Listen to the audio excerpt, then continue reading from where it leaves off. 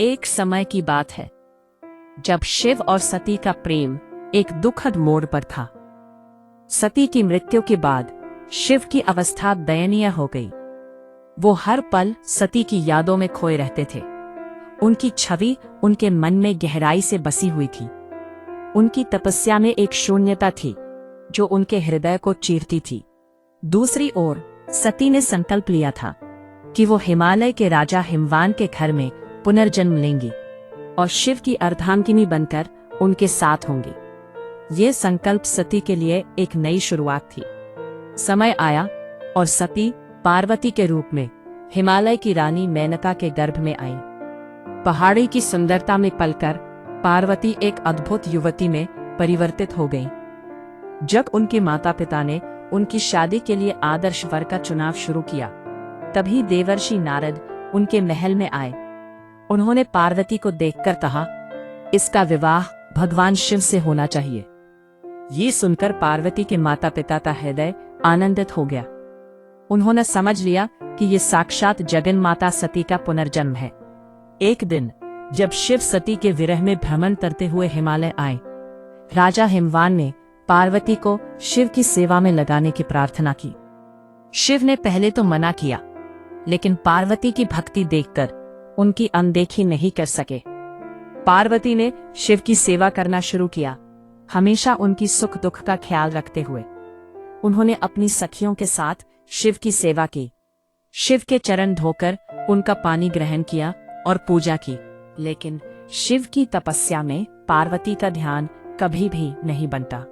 वो अपनी गहरी समाधि में मग्न रहे। इस बीच देवताओं को एक असुर तारक का त्रास होने लगा। सभी देवता शिव और पार्वती का विवाह कराने की योजना बनाने लगे। उन्होंने कामदेव को भेजा, लेकिन शिव की तपस्या को भंग नहीं किया जा सका। कामदेव को शिव की क्रोधाग्नि ने भस्म कर दिया। पार्वती ने तय किया कि अब वो तपस्या करेंगी। उनकी मां ने उन्हें रोकने की कोशिश की, लेकिन पार्वती ने संकल्प किया और हिमालय की शिखर पर तपस्या करने लगी। वहां उन्होंने फलाहार से शुरुआत की, फिर पत्तों पर निर्भर रहीं और अंततः महाप्राण बनकर केवल व्रत रखकर तप करने लगी। उन्होंने 3000 वर्षों तक अपनी तपस्या में अडिग रही। उनकी तपस्या देखकर ऋषि मुनि भी दंग रह गए। अंत में भगवान शिव ने पार्वती की परीक्षा लेने का निर्णय लिया। उन्होंने सप्तर्षियों को भेजा और फिर स्वयं पार्वती के सामने प्रकट हुए। उन्होंने पार्वती की निष्ठा को देखकर उन्हें विवाह का वरदान दिया और अंतर्धान हो गए।